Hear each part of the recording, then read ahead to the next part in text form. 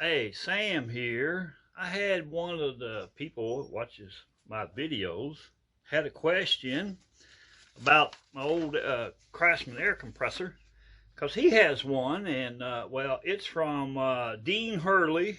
Says, Sam, I need to know where the orange wire goes. I had the same exact compressor, but the orange wire was broke off something. Well, I had to take my air compressor apart to look for it. I got a manual around here somewhere, can't find it. But anyway, I'm gonna throw up a couple of pictures right here. And the first picture that you're gonna see up on the screen right now is the back of the motor, and it's showing the top of the compressor starts and run assembly. It has the two capacitors in it, and down at the bottom of it is the centrifugal switch. It switches from low speed, start speed, to run speed. But anyway, if you take out the screw at the top of that pack from the motor, you move it back, then you're going to see this here. This is a thermal cutout that's mounted to the motor right at the top right there.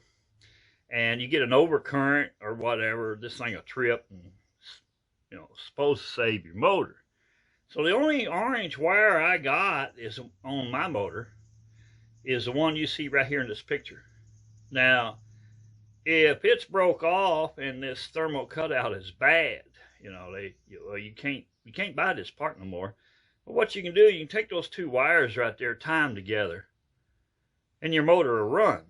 But now you'll have to put your air compressor on a breaker that will trip if it overloads to save your motor, because you can't buy that motor anymore either.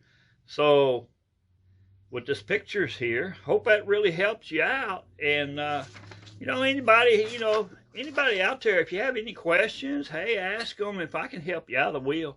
So y'all have a good day now. And what is it? Dean, hope you get your compressor fixed. Let me know what you did.